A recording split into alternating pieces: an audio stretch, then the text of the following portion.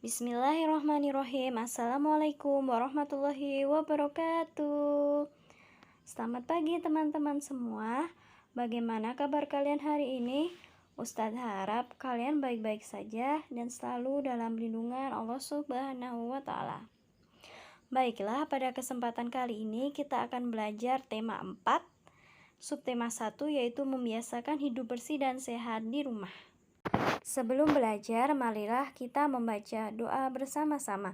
Bismillahirrohmanirrohim. Pertama-tama, kita akan belajar muatan pelajaran bahasa Indonesia, yaitu mengenai kosakata tentang lingkungan rumah yang bersih. Kosakata dapat diartikan sebagai daftar kata-kata. Daftar kata-kata tersebut dapat berkaitan dengan hal tertentu. Misalnya, daftar kata-kata tentang lingkungan rumah yang bersih. Kita dapat menemukan kosakata di dalam teks cerita maupun dalam percakapan. Di sini Ustadzah memberikan contoh percakapan yang mana dalam percakapan tersebut terdapat kosakata tentang lingkungan rumah yang bersih. Dari percakapan di samping, Ustadzah menemukan 3 kosakata, yaitu penyakit, bersih, dan sehat. Penyakit berarti sesuatu yang dapat membuat kita sakit. Kemudian yang kedua yaitu bersih. Bersih yang artinya terhindar dari segala jenis kotoran. Kemudian yang ketiga yaitu sehat. Sehat yaitu keadaan di mana kita terhindar dari suatu penyakit dan dalam keadaan yang sedang baik-baik saja. Menuliskan cerita berdasarkan informasi pada gambar. Langkah-langkah membuat cerita sesuai dengan gambar. Yang pertama yaitu amatilah gambar dengan seksama. Yang kedua, tentukan tema atau topik gambar. Yang ketiga, buatlah beberapa kalimat yang menceritakan isi gambar. Dan yang terakhir, rangkailah kalimat-kalimat tersebut hingga menjadi sebuah karya yang utuh. Berikut ini adalah contoh membuat cerita berdasarkan pada gambar. Simak Ustadzah ya. Keluarga Ani sedang membersihkan rumah. Setiap anggota keluarga memiliki tugas yang berbeda-beda. Ani membersihkan peralatan rumah dengan kemoceng. Adik Ani mengelap meja dan ibu Ani mengepel lantai. Sementara itu, ayah Ani membersihkan kaca jendela. Membuat laporan pengamatan sederhana. Laporan pengamatan sederhana adalah tulisan yang berisikan hasil pengamatan terhadap suatu tempat maupun suatu pekerjaan. Kemudian di sini Ustadzah memberikan contoh mengenai pengamatan terhadap rumah yang kumuh. Nah, kita bisa membuat laporannya dengan menuliskan ciri-ciri dari rumah yang kotor tersebut.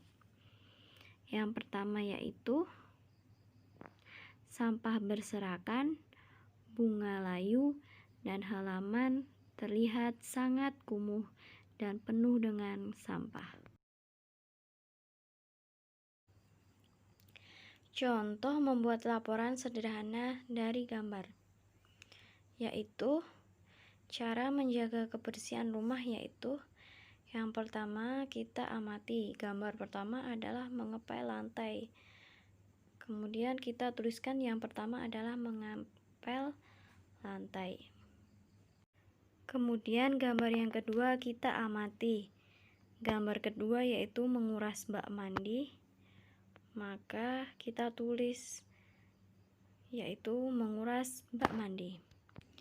Kemudian gambar ketiga kita amati. Gambar ketiga yaitu membersihkan langit-langit.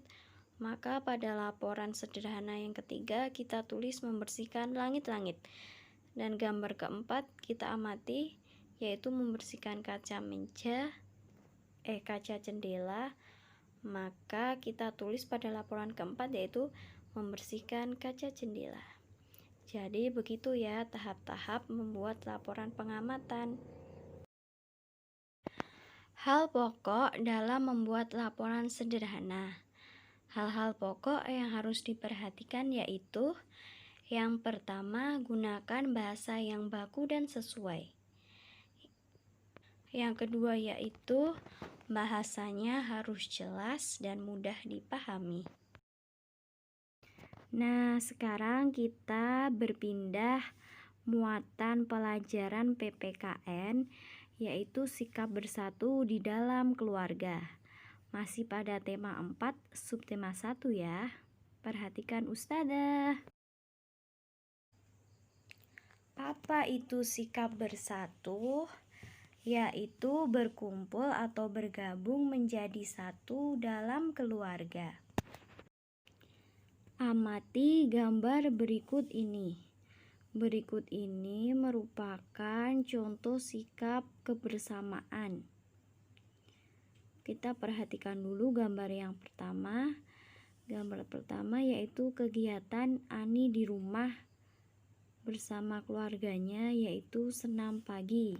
Senam pagi atau olahraga bersama keluarga. Kemudian kegiatan pada gambar yang kedua yaitu keluarga Ani sedang berpesta atau bertamasya bersama-sama. Dua gambar di atas merupakan contoh sikap bersatu dalam keluarga. Dalam keluarga kita harus senantiasa bersatu agar dapat memupuk rasa kasih sayang dalam keluarga serta menjaga kekompakan dalam keluarga. Apabila dalam keluarga tidak ada rasa bersatu, maka dalam keluarga tersebut akan terasa hampa dan hilangnya rasa mengasihi antara saudara yang lain. Sikap bersatu. Setiap keluarga pasti menginginkan adanya rasa persatuan dalam keluarga agar tercipta keluarga yang harmonis dan menyenangkan. Gambar di atas merupakan contoh persatuan dan kesatuan dalam keluarga dalam upaya membersihkan lingkungan rumah. Sikap yang harus dimiliki agar terwujud persatuan dalam keluarga. Yang pertama yaitu sikap saling menghargai. Yang kedua, bersikap tenggang rasa dan penuh toleransi. Yang ketiga, tidak membeda-bedakan antar anggota keluarga. Yang keempat, saling tolong-menolong. Dan yang kelima yaitu bersikap saling terbuka sesama anggota keluarga. Manfaat bersatu dalam keluarga. Yang pertama, pekerjaan cepat selesai. Yang kedua, terciptanya keluarga harmonis, tentram, dan menyenangkan. Yang ketiga, kehidupan keluarga menjadi rukun. Yang keempat, terhindar dari kesalahpahaman. Dan yang kelima yaitu mempererat silaturahmi antar keluarga. Akibat jika tidak ada persatuan dalam keluarga. Yang pertama, pekerjaan lama selesai. Yang kedua, terjadinya kesalahpahaman antar anggota keluarga. Yang ketiga, hidup tidak akan harmonis dan tentram. Yang keempat, terjadinya perpecahan dalam keluarga. Dan yang kelima, hilangnya sikap saling menghargai, toleransi antar anggota keluarga. Mungkin cukup itu saja materi yang Ustadzah sampaikan. Kurang lebihnya Ustadzah mohon maaf. Wassalamualaikum warahmatullahi wabarakatuh.